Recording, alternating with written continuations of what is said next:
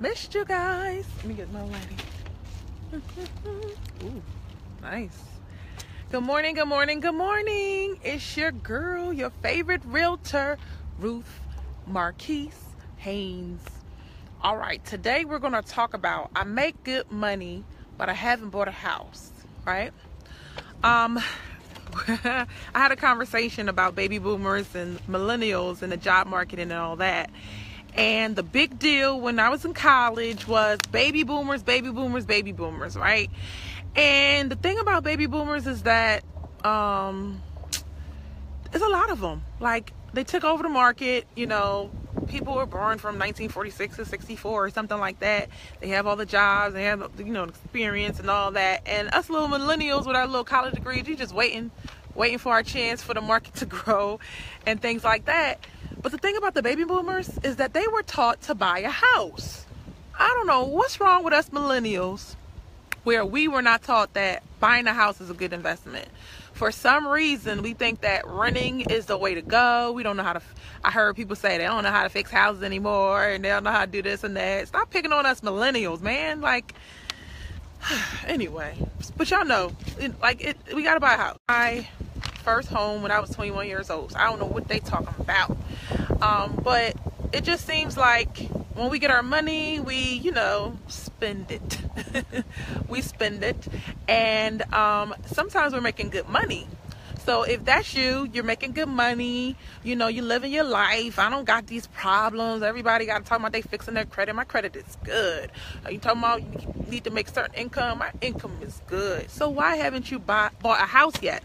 So if you haven't bought one, it's a couple, you know, things that I want to share with you today.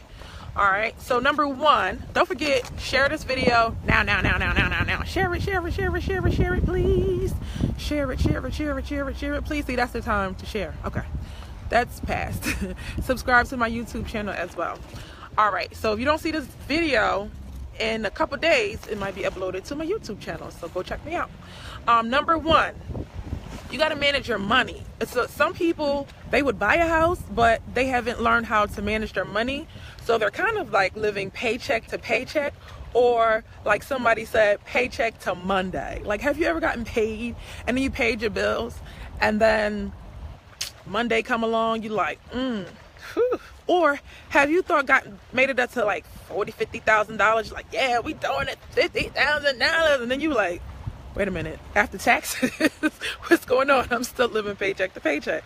So you still have to manage your money. I know that when you make a certain amount of money, you feel like, well, you know, things are a little bit easier for me. But things get tight too. So manage your money and you will be able to make better decisions. So even if you don't want to buy a house, you can make better, you know, investments in whatever you want to make. Number two, first major investment. A house is your first major investment. Can I get some likes if that's true? All right, so you're going to work, right? And the whole purpose of working is to provide a better life for yourself. But rich people make investments, right? Business people make investments. If you never invest in anything except for, you know, the place that you stay, which the landlord gets money, then you're making an investment on behalf of your landlord and you're not getting paid a dime, right? If you keep your money in the bank and it sits there, then you're making the bank money because they go and invest it. So let's be smart, savvy business people. Even though we have jobs and we have careers and we have lives, buying a home is something passive that you do. You just do it one time. And once you buy your home, it's something that is building wealth for you over time. So in the beginning, all interest, like it's mostly interest, right? But I'm gonna help you with that in a little bit later if you watch this video to the end. I'm gonna tell you how we can, you know, offset some of that cost. So have you ever had have you ever heard of somebody getting a brand new car in a business and then they get to write it off? Yeah, it's an investment. So they get to write it off. They paid a lot of money for that car, but guess what? They can use it against their income, and now they're not paying taxes on stuff that everybody else would have paid taxes on. So as you can see, a home is a major investment. You're going to spend hundreds of thousands of dollars over the years. Yes, you are going to pay for it over and over again, but you pay your rent. Like, I'm just saying, you're not getting none of it back. I'm just saying. So it's your first major investment. 30 years from now, it hit me one day. I'm like, 30 years from now, if your mortgage is paid off, when you go to work and get your paycheck, you don't have to pay no mortgage. Oh my gosh. Like, if that's $1,000, I don't know where you live, if that's $1,000, that would be $1,000 back in your pocket. However, if you're renting, it will always be $1,000 in your landlord's pocket. And you don't want to be those people that say that like wait 7 years to buy a home, and that, like, what are you waiting for? It's not even that hard. Like, when you get your income tax, you buy a house, you fix your credit, and that's it. I don't know why everybody making it a long, drawn out process. It's not long and drawn out. You need the $5 grand, $6 grand, $7 grand, $8 grand max, depending on how big you're buying and what kind of, some people just have to go in certain school districts because of children or whatever. You need your credit to be a 600 and up, or minimum 580, and then you just go. If you've been working 2 years, you just do it. It's easy. It's not hard. I know. I was just talking to somebody and I was like, the process of doing this thing that I just told this person about is not hard.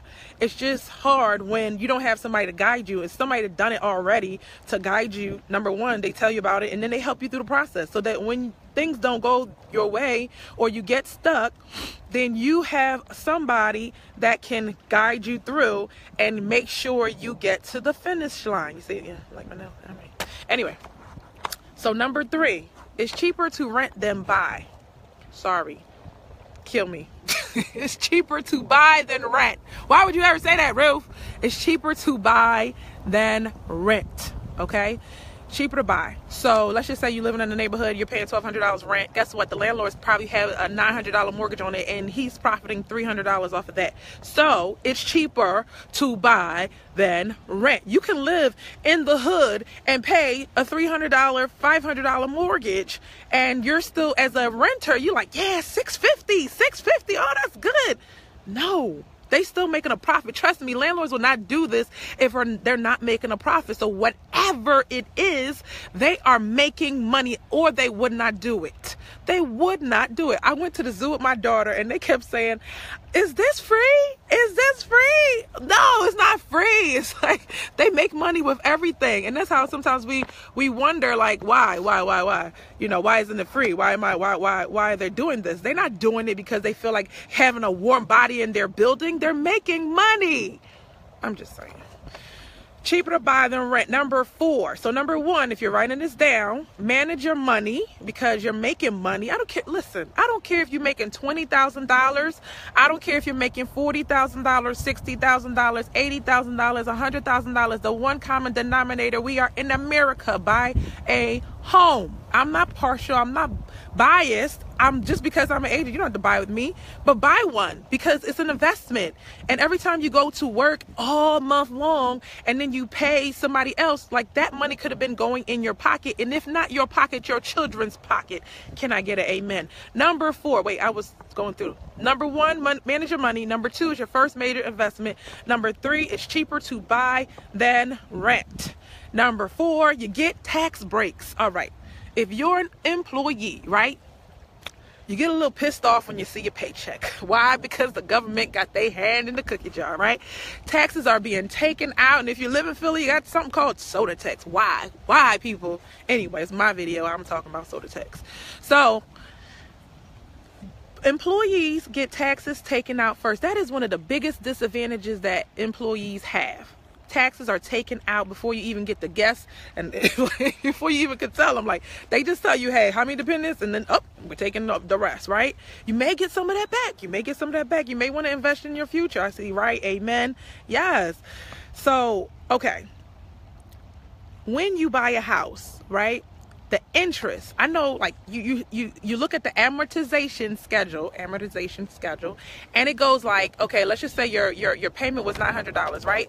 It goes like the first month, $889 was in interest. The next month, it's like $888 is in interest. It like keep going down. Like, it feels like $1 a month. I'm sure it's bigger than that. You know me, I'm dramatic, right?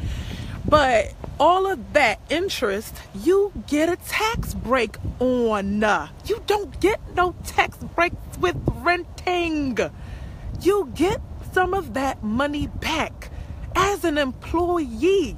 I'm not here to give you tax advice or law advice, but this stuff is common sense for the people that know. And now you know. All right, so if you're getting, let's just say you made $40,000, $50,000, $80,000, and they're taking the mortgage interest, they give you a whole slip. After you get your, W-2, you get a mortgage interest statement. We wait for them things, homeowners. We wait for them things.